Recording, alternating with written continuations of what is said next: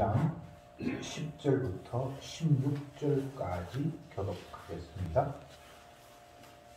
10절 내가 그리스도와 그 부활의 권능과 그 고난에 참여함을 알려하여 그의 죽으심을 본받아 어찌하든지 죽은 자 가운데서 부활에 이르러 하노니 내가 이미 얻었다 함도 아니요 온전히 이루었다 함도 아니라 오직 내가 그리스도 예수께 잡힌 바 된 그것을 잡으려고 쫓아가노라. 형제들아 나는 아직 내가 잡은 줄을 여기지 아니하고 오직 한 일 뒤에 있는 것을 잊어버리고 앞에 있는 것을 잡으려고 표대를 향하여 그리스도 예수 안에서 하나님이 위에서 부르신 부름의 상을 위하여 쫓아가노라. 그러므로 누구든지 우리가 온전히 이룬 자들은 이렇게 생각하니 만일 무슨 일에 너희가 달리 생각하면 하나님이 이것도 너희에게 나타내시리라. 오직 우리가 어디까지 이르렀든지 그대로 행할 것이니라.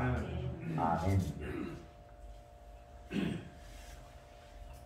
3장 중간 부분에 이르렀는데 앞부분의 내용과는 조금 느낌상 달라요.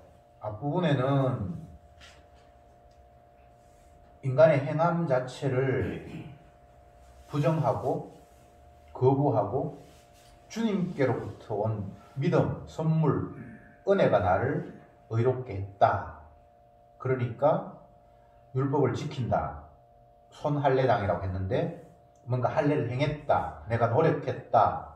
라는 것들은 결코 용납해서는 안 된다. 율법을 지켜서 의롭게 되는 것이 아니라 하나님의 의가 우리에게 주어져서 의롭게 되는 것이다. 이렇게 말함으로 말미암아 인간의 행함을 죄악으로 규정을 했습니다. 근데 오늘의 말씀을 보면 뭐 쫓아라, 달려가야 된다, 협조를 향해서 온전히 뭔가를 이루어라 이렇게 말함으로 말미암아 뭔가 인간이 해야 할 행위들을 촉구하는 듯한 그런 상황으로 말씀이 펼쳐지고 있습니다. 10절에 내가 그리스도와 그의 부활의 권능과 고난에 참여함을 알려하여 그의 죽으심을 본받아 어찌하든지 죽은 자 가운데서 부활에 이르려 하노니 내가 얻었다 함도 아니요 온전히 이루었다 함도 아니라 오직 내가 그리스도 예수에 잡힌 바 된 그것을 잡으려고 쫓아가노라. 뭔가 이렇게 해야 하는 것으로 지금 말씀이 펼쳐지고 있습니다. 앞부분에는 주님께서 이제 우리를 위해서 만세전에 택하셨고 자녀 삼았기 때문에 우리는 그분의 자녀가 되었다. 기뻐하자. 온전히 기뻐해라. 즐거워해라. 로마서를 이야기하면 누가 우리를 그리스도의 사랑에서 끊으리요. 환난이나 핍박이나 기근이나 위험이나 적신이나 칼이나 그 어떤 것이 와도 그리스도의 사랑에서 끊을 수 없다. 이미 이제 확정된 것으로 이야기를 했다가 오늘은 협대를 향해서 달려간다. 내가 이미 얻었다 함도 아니요. 이루었다 함도 아니요. 이렇게 이야기를 하고 있습니다. 늘 성경이 이런 식으로 전혀 상반된 내용들을 한 묶음으로 그냥 엮어놨어요. 로마서에서는 믿음으로 구원을 얻지 행함으로 구원을 얻는 게 아니다. 인간의 행위를 죄로 규정을 하고 그런데 야고보서에서는 행해야 된다. 믿음으로서 행하지 않는 것이 죄다. 또 말로만 하고 행치 않는 것은 그건 믿음이 아니다. 로마서 자체에서도 믿음을 강조했다가 뒷부분에는 실천을 또 이야기하기도 하고 이것을 우리는 논리의 모순이다 라고 생각을 하는데 사실은 그렇지가 않습니다. 내 구원 중심으로 말씀을 보니까 이미 얻은 거 아니야? 근데 왜 지금 또 달려가야 돼? 라고 생각을 하는데 중요한 것은 우리의 구원이 아니라 예수 그리스도가 누군지 보여주기 위해서 우리는 주님의 도구로 증인으로 부름받았다라는 것이 핵심입니다. 내 구원이 핵심이면 이미 일어났으면 끝난 거예요. 로마서에 그렇게 되어 있잖아요. 이미 내가 거룩하게 되었으니까 이제 마음대로 살자, 멋대로 행하자 하는데 그렇지 않다라는 거잖아요. 그러니까 내 구원이 중심이 아니라, 내가 구원 얻었으니까 끝났다가 아니라, 주님이 어떻게 나를 죄 가운데서 건졌는지 그게 성령을 통해서 깨달아졌기 때문에 내 삶 전체가 이제 예수 그리스도가 자기의 십자가로 나를 의롭게 했다라는 그 증인된 삶을 이제는 달려가는 거예요. 그래서 구원 중심이 아니라 그리스도의 주 되심 중심으로 모든 것이 펼쳐지기 때문에 나는 이미 구원을 얻었기 때문에 구원 얻은 자로서 예수님은 어떤 분인가를 온몸을 통해서 다 드러내는 삶, 그게 표대를 향해서 달려가는 삶이고 증인되는 삶이다 라는 사실을 오늘 본문은 우리에게 일러주고 있습니다. 사도가 보여줄 것은 무엇인가? 또 성도가 보여줄 것은 무엇인가? 그것은 나 구원받았어요 라는 것이 아니라 주님은 이렇게 해서 죽으셨고 이렇게 해서 다시 살아나셨어요 라는 것을 보여주는 삶, 그게 성도의 삶이고 또 다른 말로 하면 사도의 삶이다. 그것을 표대를 향해서 달려간다 라고 오늘 본문은 우리에게 설명하고 있습니다. 늘 성경을 볼 때마다 항상 부닥치는 문제가 내 중심이 되면 안 되는데 나도 모르게 내 중심이 되는 이 죄악의 딜레마. 선악과를 따먹고 스스로 신이 되어서 내가 마치 구원을 얻어야 하고 내가 영광을 받아야 하고 내가 존귀하게 되어야 한다는 이 착각, 이것이 주께서 말씀하신 내용들을 자꾸 혼란스럽게 만들어요. 방금도 제가 쫙 이야기를 했습니다만 모순이 아닌데 모순이로 느껴져요. 그것은 내 중심으로, 내 구원 중심으로 이 말씀을 보니까 이미 이루었다고 얘기했는데 왜 또 다시 이루었다 함도 아니요, 달려가야 한다, 이미 얻었다 함도 아니요, 앞에는 기뻐하라, 이미 주께서 너를 온전하게 했다라고 확정을 이야기해 놓고는 왜 뒤에는 완성이 아닌 것처럼 이야기하는가?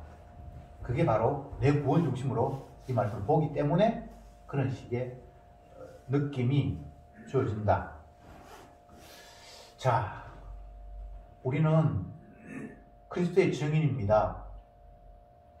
앞 성경 공부 시간에서 말씀을 드렸습니다만 선지자는 말씀의 증인이에요. 하나님의 말씀에 순종하지 않는 자가 어떤 심판이 있는가를 보여주기 위해서 선지자는 삶을 살고 있어요. 선지자뿐만이 아닙니다. 모든 피조물들이 다 주님의 살아계심, 주님의 말씀에 신실하심, 그 말씀이 한치도 오차가 없다라는 사실을 보여주는 도구로 다 활용을 하셨습니다. 오늘 아침에 신문을 보니까 노태우 전 대통령이 호흡이 가빠서 갑자기 119 신고하고 그렇게 했는데 지금 안정됐다, 그런 기사가 났고, 그 딸 노소영 씨가 자기 SNS에 우리 아버지가 10년 동안 손에 축소증 그런 희귀한 병을 앓고 있는데 대뇌는 멀쩡한데 손해가 작동이 안 되고, 그래서 가만히 10년 동안 누워있지만 생각은 다 하는 분이라서 더 고통스러울 것 같다, 이런 기사를 쓴 걸 제가 봤습니다. 우리의 생각은 저렇게 해서도 꼭 살아야 되나, 빨리 갔으면 좋을 텐데 라는 생각을 누구나 다 하죠. 그런데 주님은 그분을 아직도 살려놓았어요. 왜? 주님의 말씀이 살아있고 하나님의 약속이 너무나 분명하고 확실하다는 것을 보여주기 위한 차원에서 모든 피조물들을 다 운행하고 계시는 거예요. 인간은 경제활동도 못하고 저렇게 살아있어 뭐하노, 사람 구실도 못하고 가만히 누워서 10년 동안, 우리의 관점에서는 필요 없는 존재예요. 근데 말씀의 관점에서는 그렇지가 않아요.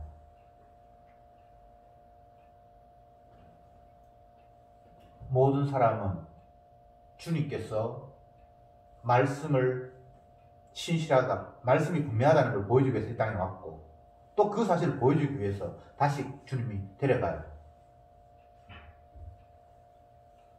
그렇게 볼 때에 도대체 우리는 어떤 관점으로 무엇은 귀중하고 무엇은 필요 없고 또 무엇은 좋고 무엇은 싫고 어떤 관점으로 그렇게 분류를 하는가?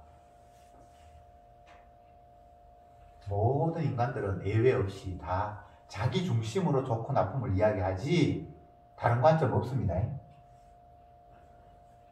어제 그저께 지난 주간에 제가 텔레비전을 본 것이 그 다른 나라에서 한국에 처음 와서 여행 다니는 모습, 뭐 한국은 처음이지 뭐 이런 그걸 드라마가 아니고 다큐를 봤는데 그걸 보면서 제가 느낀 생각이 모든 인간은 다 우물한 개구리구나 라는 생각을 했어요.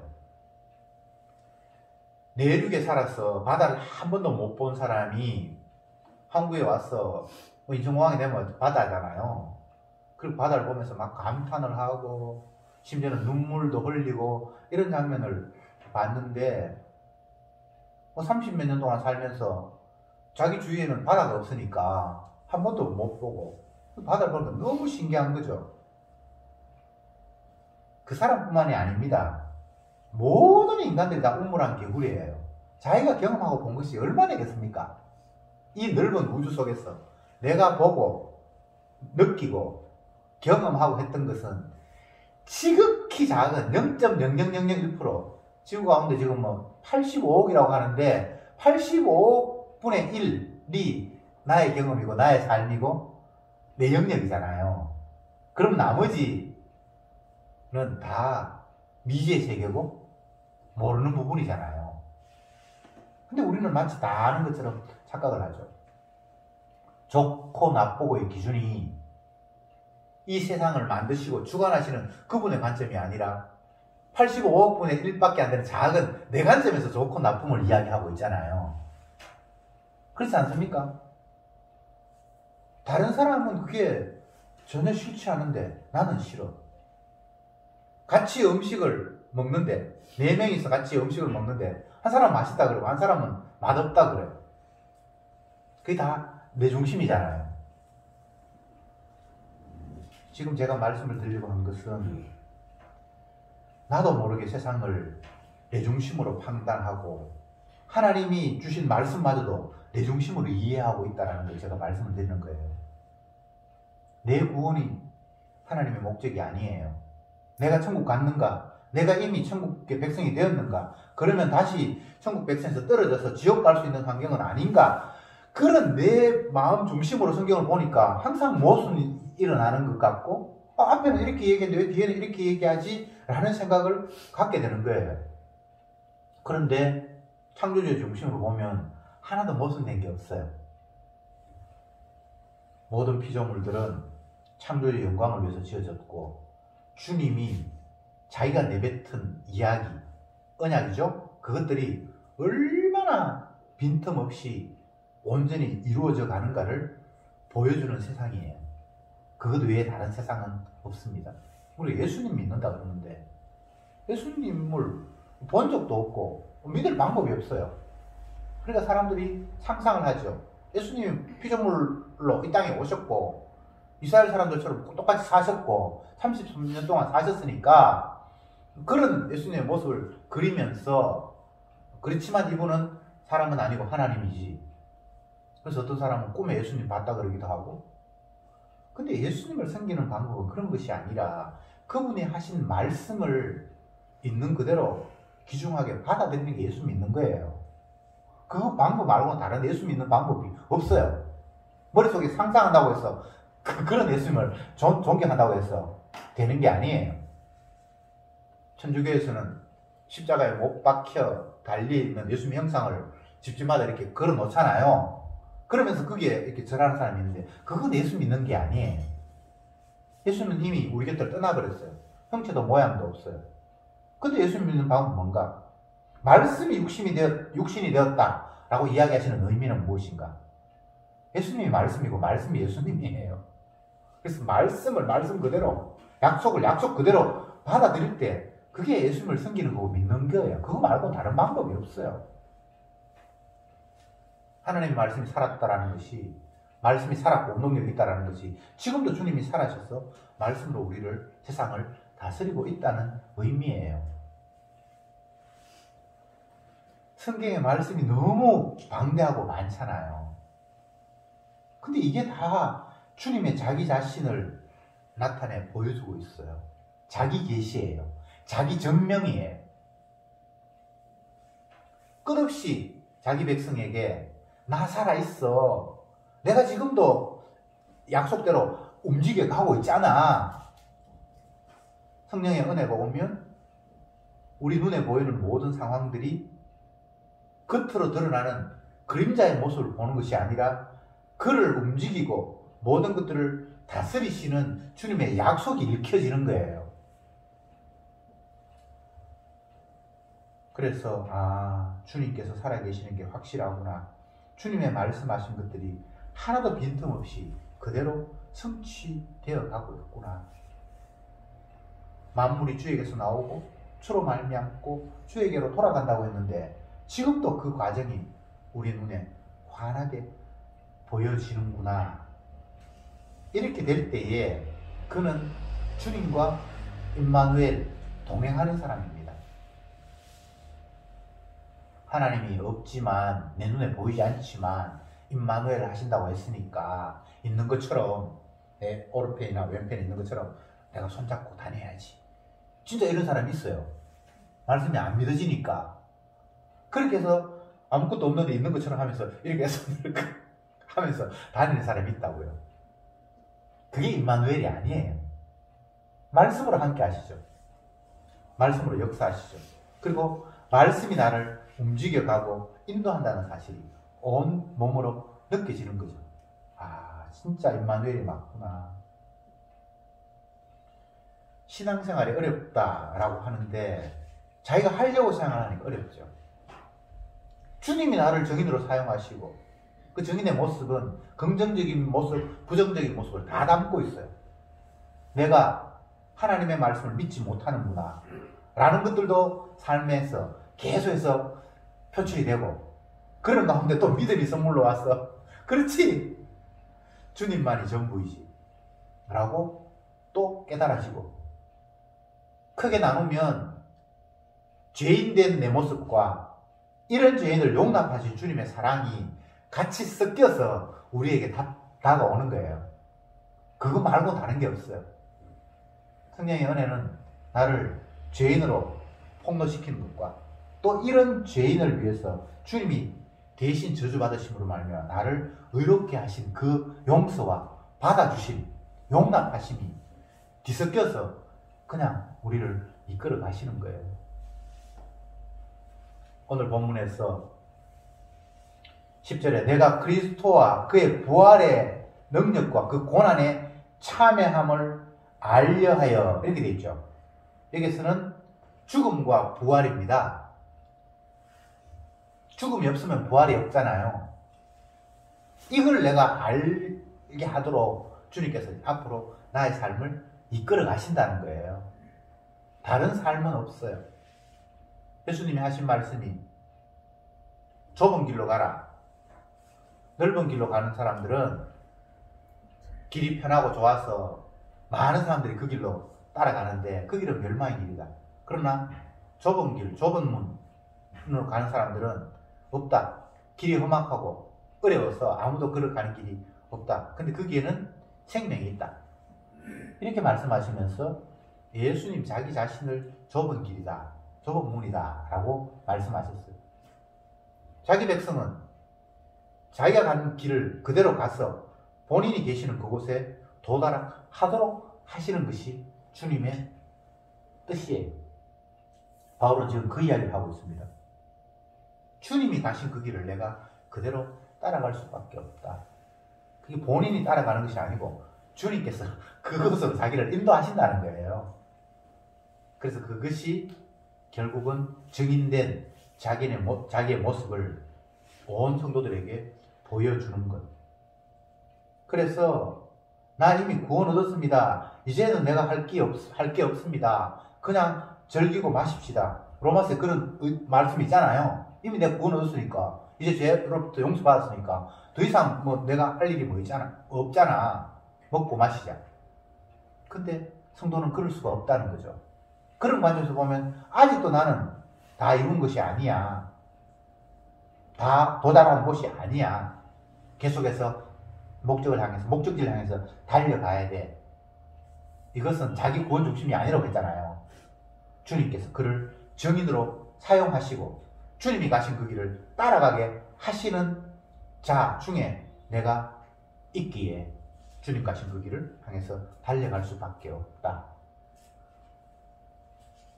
전혀 관심이 자기 개인에게 있는 것이 아니라 주님이 하신 일, 주님이 나를 정인되게 하셔서 사용하심, 그것에 주목해야 한다라는 이야기를 오늘 본문은 우리에게 외치고 있습니다.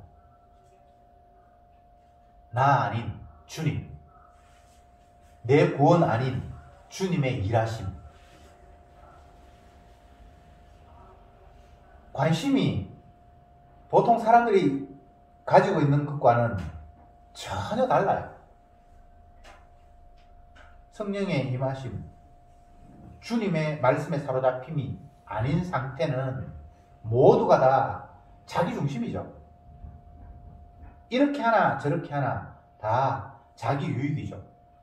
세상에는 그 어떤 사랑도 자기 사랑 아닌 사랑은 존재할 수가 없습니다. 부모가 자녀를 위해서 희생한다 그러는데 그거 자기 사랑이에요.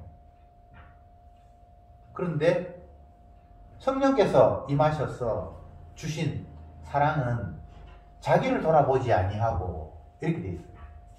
중심이 전혀 달라요. 나를 사로잡으신 그분께 온전히 쏠리게 돼 있어요. 그리고 이건 뭐 이론적으로 알려고 하거나 지식적으로 해석하려고 하는 것은 도저히 접근할 수가 없습니다. 그냥 주님께서 마음을 주셨을 때에 나를 돌아보지 아니하고 그냥 돼요.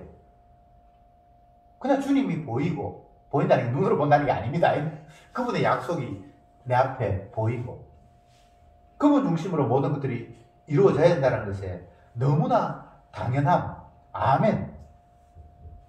토기장이가 자기 목적을 위해서 하나는 이런 그릇을 만들고 하나는 저런 것을 만들었잖아. 문제 있어? 문제 없습니다. 이게 그냥 받아들여지는 거예요.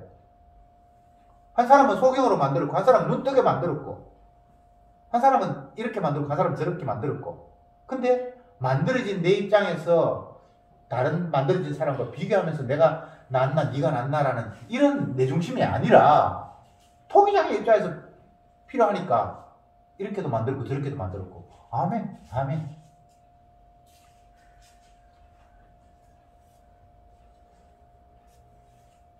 주님의 영광, 이건 피조물의 영광이 아닙니다.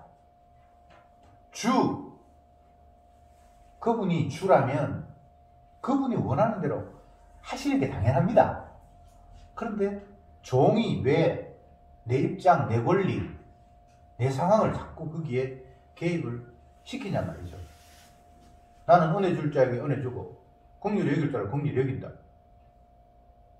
그러면 은혜 안 줄 자한테는 내가 은혜 안 주겠다는 이야기예요. 내가 야곱은 사랑하였고 에서는 미워하였다. 그러면 그냥 그런 거예요. 그러면 야곱은 어떻게 됩니까? 에서는 어떻게 됩니까? 그런 물음을 물으면 안 돼요. 주님은 창세기를 시작하면서 1장에서 나는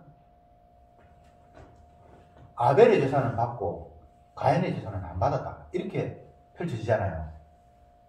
왜 안 받았습니까? 라는 그런 물음을 물으면 안 돼요. 나중에 알고 보니까 한 사람은 피의 제사를 드리고 한 사람은 피가 없다. 그냥 일방적인 선언이에요. 아, 피를 드리면 되겠구나. 그렇게 해서 되는 게 아니에요. 마태복음 24장에서 25장입니까? 양과 염소를 나누고 구원 얻을 자와 멸망받은 자를 나누는데 보면 구원 얻을 자를 향해서 일방적으로 너는 내가 굶주릴 때 먹을 걸 주고 꼬에 갇혀줄 때 돌아보았다. 근데 사실 그런 거 한 기억이 없거든요. 근데 내가 어느 시점 어떤 것을 했는데 나는 알지도 못합니다. 했는데 주님은 그것을 자기를 위해서 했다고 그냥 인정해버리는 거예요. 반대로 멸망받을 사람들은 그냥 주님을 안 돌아본 게 아니고 뭐 그냥 했는데 주님께서는 자기를 안 돌아봐도 그냥 규정해버리는 거예요. 이거는 차원적인 문제입니다. 그러니까 구원 얻을 사람들은 결국은 주님이 긍휼의 그릇으로 선택했기 때문에 결과적으로 구원을 얻게 된 거예요. 반대로 멸망받는 사람들은 주님의 심판이 얼마나 무서운 걸 이미 보여주기 위해서 작정했기 때문에 그냥 그렇게 되는 거예요. 아멘. 그냥 그 아멘이에요. 거기서 노멘이 되면 안 돼. 이 있습니다. 이 있습니다. 이 없어요. 참 말은 쉽지. 인간은 끝없이 마귀의 유혹으로 나도 모르게 어느 순간 내 중심이 되어버렸어. 그래서 그 말에 그럼 어떡합니까? 라고 이 있습니다가 자꾸 튀어나오는 거예요. 주님이 그 이의를 받아들이지 않습니다. 끝까지 주님은 자기 뜻대로 밀고 가십니다. 그런 성품을 가진 분을 알파와 오메가의 하나님이라고 말합니다. 시작하시는 분이 자기 시작한 목적대로 끝내신다는 거예요.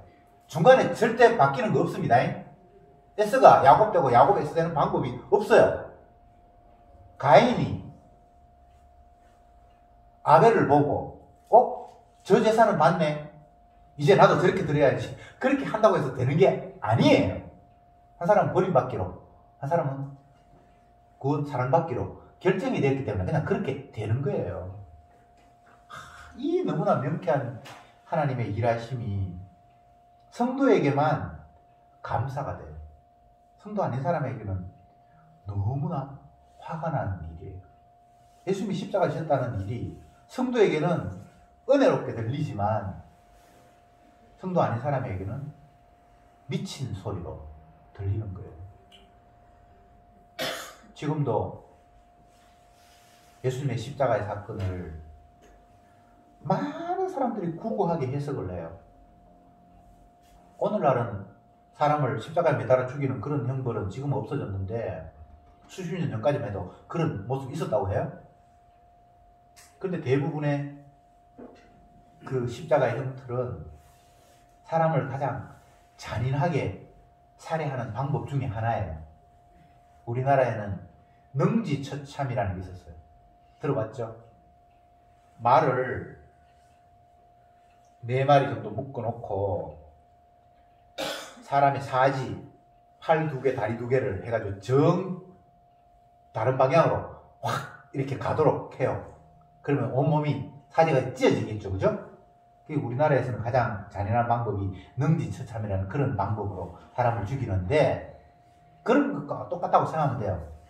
그 옛날 예수님이 살던 그 시대에는 로마의 식민지로 있었으니까 로마의 사형법이 사람을 가장 잔인한 죄, 악한 사람을 십자가 형틀에 죽이는 건데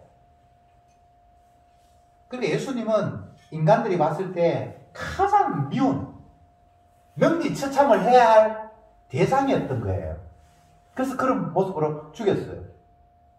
십자가 형틀이 잔인한 이유가 짧은 시간에 죽지가 않아요.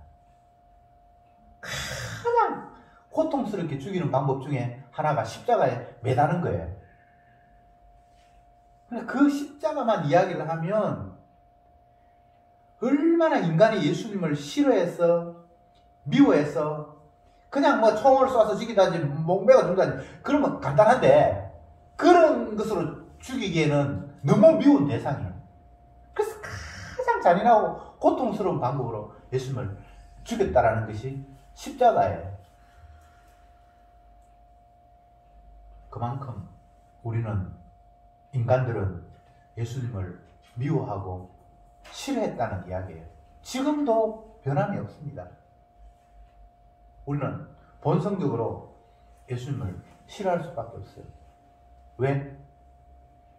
우리를 죄인으로 자꾸 몰아세우니까, 악하다고 하니까, 우리가 하는 행사들을 구구절절히 뭔가는 잘했네라고 격려하는 게 하나도 없고, 너는 하는 짓마다 왜 그 모양 그 꼴이냐라고 주님이 말씀을 하시니까 우리는 그 주님 앞에 화가 나고 반기를 들고 살해하고 싶은 충동이 지금도 여전히 우리에게 불쑥불쑥 올라오는 거예요. 그런데 그것이 성도들에게는 감사한 일이에요. 내가 이렇게 완악한 자이구나. 내가 미처 생각하지 못했는데 이것마저도 나의 욕망이었고 죄악이었고 더러움이었구나라는 것이 깨달아지는 게 감사한 거예요. 이거 아무나 이렇게 깨달아지는 게 아니에요. 윤리 도덕적으로 내가 그때 너무 잔인했다. 그때 그렇게 하지 말걸. 이런 식의 뉘우침은 있지만 근본적으로 내가 하는 생각이나 모든 이 자체가 다 완악한 인간의 더러운 죄악 덩어리였구나라고 그렇게 깨달아지는 것은 주님의 은혜가 아니면 있을 수 없는 거예요. 태생적으로 나는 안 되는구나. 그래서 사람으로서는 할 수 없구나. 죄 문제를 죄인이 어떻게 한다? 이게 성경에 보면 불가능한 거잖아요. 인간의 윤리 도덕으로는 내가 잘못을 깨달으면 스스로 깨달는 순간 행동을 돌이킬 수 있고 다시 반복하지 않음으로 말미암아 그 죄에 빠지지 않을 수 있는 가능성이 있는데, 주님의 말씀에 의하면 죄인인 나는 내 죄를 내가 스스로 어떻게 할 수가 없어요. 표범이 그 몸에 있는 반점을 바꿀 수 있느냐? 흑인이 자기의 피부를 비누로 씻는다고 해서 하얗게 할 수 있느냐? 만약 그게 가능하다면 악에 익숙한 너희들이 의를 행할 수 있으리라. 이거 지금 안 된다는 이야기잖아요. 그래서 주님은 우리를 계속해서 안 되는 죄인이다. 네에게는 선한 것이 결코 나오지 못한다는 이야기를 지금도 계속해서 융단폭격처럼 우리에게 쏟아붓고 있는 것이 이 성경 전체 이야기예요. 그 어떤 구절을 펴도 우리를 죄인으로 몰아세우는 거 말고는 다른 이야기가 없어요. 그래 놓고 네가 죄인이지. 심판받아 마땅하지. 예. 그런데 내가 네 죄를 대신해서 저주받아서 너를 살릴게. 이게 성경의 이야기잖아요. 사람은 할 수 없어도 하나님이 하셨잖아. 죄인이 천국을 간다? 이거는 있을 수가 없는 거예요. 죄인은 지옥 가야 돼요. 그런데 네가 가야 될 지옥, 네가 받아야 될 저주, 내가 대신 받을게 라는 것이 주님의 십자가의 죽으심이잖아요. 오늘 본문이 죽음과 부활을 맛보기 위해서 내가 달려간다. 그걸 증거하기 위해서 나는 평생을 걸어야 한다.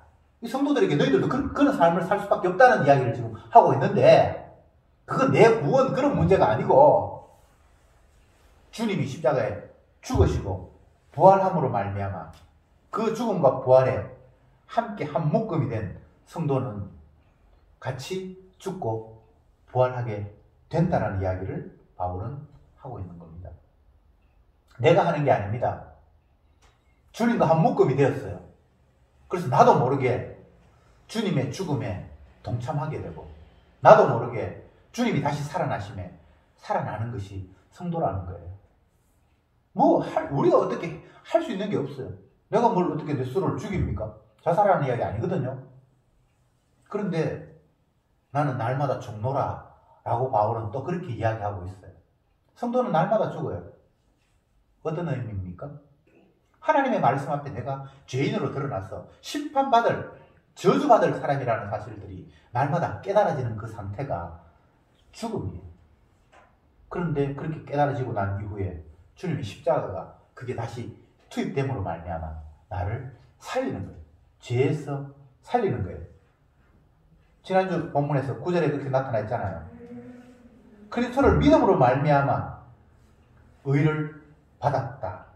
내가 가진 의는 행동 잘해서 의가 되는 게 아니고 주님이 대신 십자가에 피 흘림으로 말미암아 갖게 된 의다 라고 고백했잖아요. 그러니까 우리의 삶 속에 십자가와 부활이 날마다 반복되도록 주님이 우리를 이끌어 가시고 그 삶이 예수 그리스도의 죽음과 부활을 온 만방에 전파하는 증인으로 주님께서 활용하시는 그 상태, 그게 성도의 신앙생활이에요. 내가 어떻게 할까 궁리하고 그렇게 되는 게 아니에요. 주님이 나를 그렇게 끌고 가시는 거예요. 증인 만들기 위해서, 자기 자신이 주라는 사실을 만방에 드러내기 위해서. 구약으로 이야기하면 나는 네 하나님이고 너희는 내 백성이라는 사실을 깨닫게 하기 위해서 주님께서 직접 모든 일들을 이루어 가시는 거예요. 그러니까 바울은 옥에 갇혀 있고 빌립보 교회는 감옥 바깥에서 지금 살아가고 이 위치와 환경이 전혀 다르다 할지라도 그 모두는 예수 그리스도의 주되심을 드러내는 일에 지금도 우리는 끌려가고 있다라는 사실을 이야기할 때에 어찌 감사하지 않을 수 있겠습니까? 옥에 갇혀도 감사, 옥 바깥에서도 감사, 핍박을 받아도 감사, 뭐 이런 상태도 감사. 모두가 다 주님의 관점에서 보니까 주님의 주되심, 그것이 활활 증거되고 표시가 나고 전해지고, 그러니까 그냥 감사할 수밖에 없는 거예요. 이 본문을 보면서 내보고 뭐 하라는 이야기지? 어떻게 죽었다가 다시 부활에 동참하라는 이야기지? 편대를 향해서 달려가라는 말이 뭐 편대가 뭐지? 내 입장에서 뭔가를 실천하려고 생각하면 이 본문 자체가 모순이고 할 수 있는 것도 아무것도 없어요. 근데 주님이 자기 영광을 위해서, 자기 목적을 위해서 이렇게 성도들을 이끌어가고 세상을 펼쳐간다라는 주님의 관점에서 보면 모든 것이 다 아멘이고 감사고 찬양이고 1절에 말씀한 것처럼 주 안에서 기뻐하라는 그 외침이 그냥 공허한 외침이 아니라 기뻐할 수밖에 없구나 라는 결론에 도달할 수밖에 없습니다. 주님이 다 이루셨습니다. 그리고 그 이루심을 보여주기 위해서 우리를 자기가 걸어갔던 길로 인도하고 계십니다.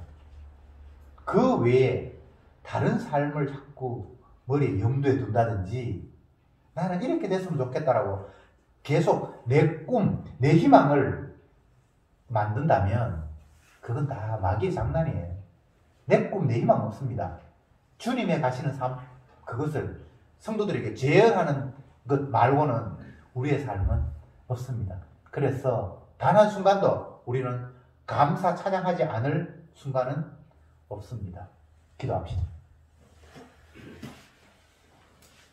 주님, 오늘 이 시간 말씀을 통해서 내 중심이 되면 하나님의 말씀이 하나도 이해되지 않고 오히려 모순처럼 느껴질 뿐이지만